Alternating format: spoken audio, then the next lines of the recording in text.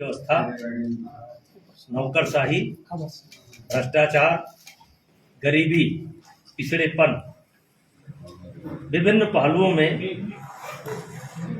के खिलाफ भी उन्होंने आवाज उठाई, जिसको लेकर के हम सराहना भी करते हैं और उनको पुरस्कार भी मिले। लेकिन इन्हीं बुनियादी समस्याओं के बीच में भारत के प्राचीन संस्कृति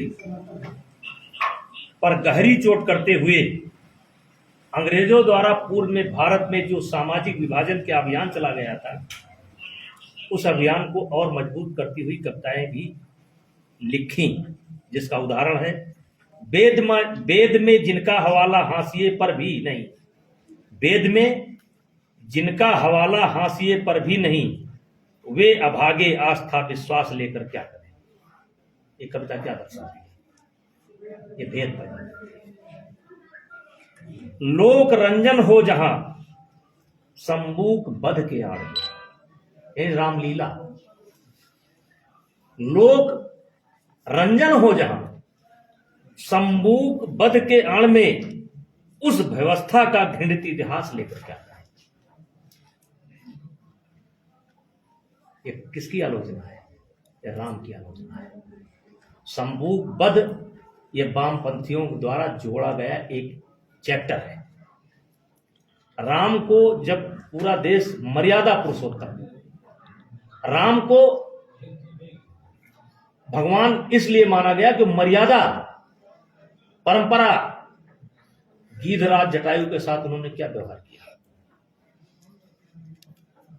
सबरी के साथ उन्होंने क्या व्यवहार किया, अहिल्या के साथ उन्होंने क्या व्यवहार किया, समाज में गलत परंपरा न बने, लोक मर्यादा के लिए उन्होंने क्या किया, सीता जी का त्याग किया।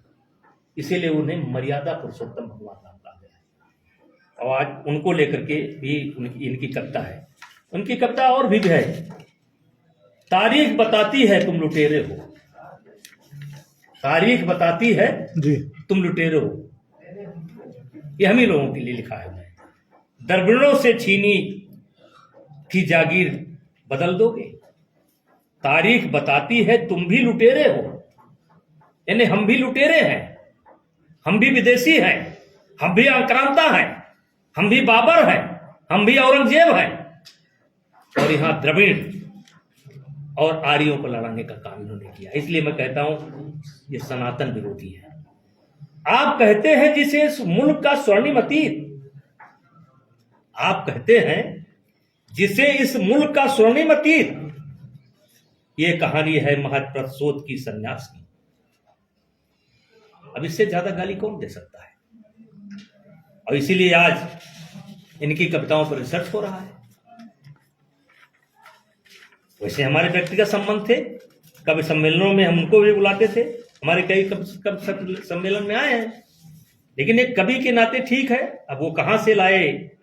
देखिए एक कविता है उनकी, कितना प्रतिगामी रहा भोगे हुए क्षण का इतिहास, कितना प्रतिगामी रहा भोगे हुए क्षण का इतिहास, त्रासदी कुंठा घुटन संन्यास लेकर क्या करें।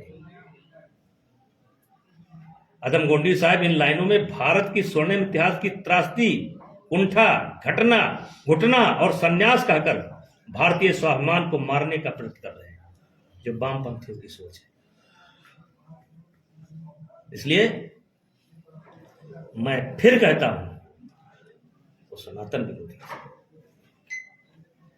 वो राम की विरोधी थे, वो कृष्ण के विरोधी थे, इस व्यवस्था के विरोधी थे।